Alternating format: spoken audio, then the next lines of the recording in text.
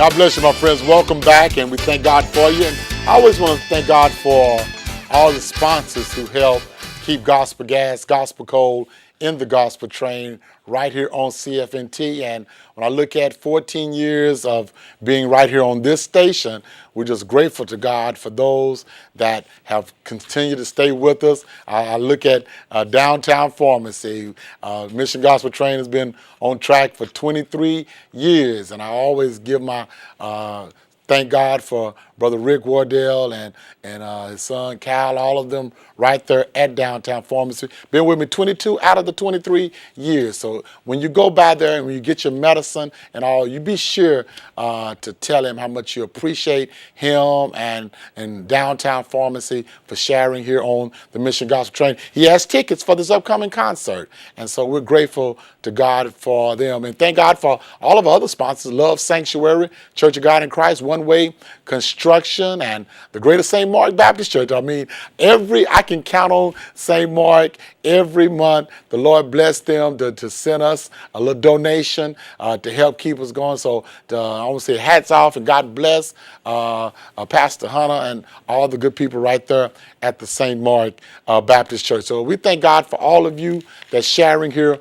on MGT. At this time, when I see this man walk in the room, I always want to say, show me the money. And I've always been saying that he's always have been a regular here on the Mission Gospel Train. And I'm so grateful as I move towards Thanksgiving and towards Christmas and the end of the year, about 10 more weeks before it's a wrap for 2011. Let's show some love for none other than Brother Gary Silverman tonight here on MGT. Brother Gary. Thank you. Thank you for having me again. God bless you. Always grateful to have you to come by and share with us here on the Mission Gospel Train. And I know you always have something good to share with us. And as we begin to, bring, 2011 to an end in just about a few weeks, what should people be doing and starting putting their things and getting things closed out and getting ready to open up a new year? It's almost like the year passed by and I almost didn't notice it. It went by so terribly fast. 2011 was a fairly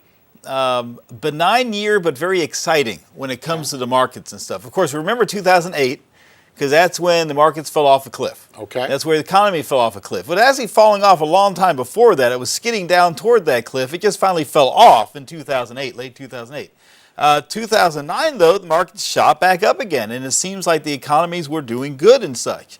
And since then, we've just kind of been moseying along, and it's been a fairly exciting way to go sideways, if you will, when it comes to the markets. And a lot of people may have seen the same thing. Of course, some people who lost their jobs, we were able to get them back again.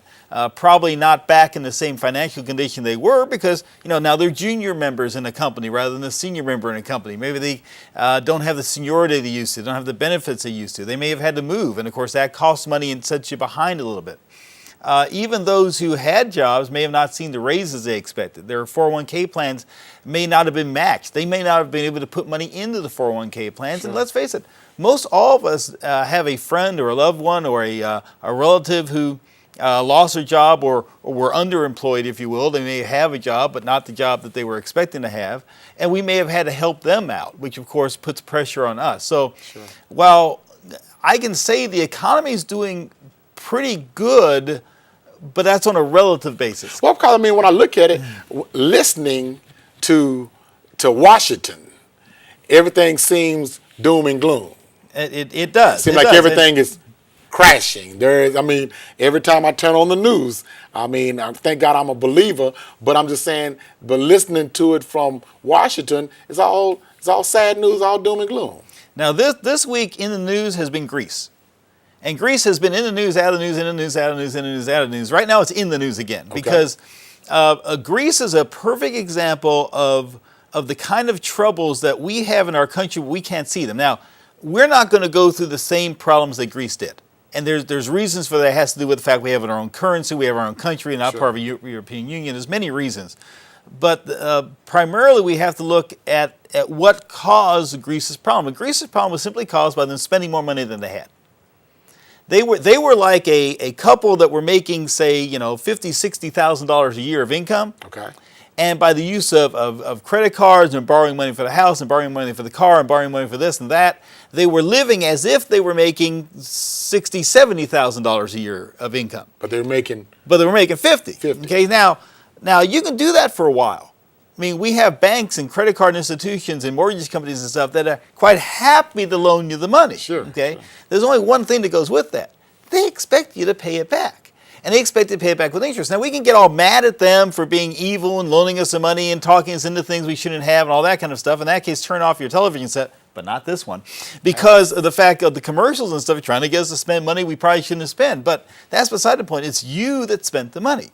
And it's Greece who spent the money. It's we as families, it's we as a country who spent the money. So what we have to do is we have to lower ourselves down to our standard of living. We don't want to do that because it means we're not going to live as well as we did.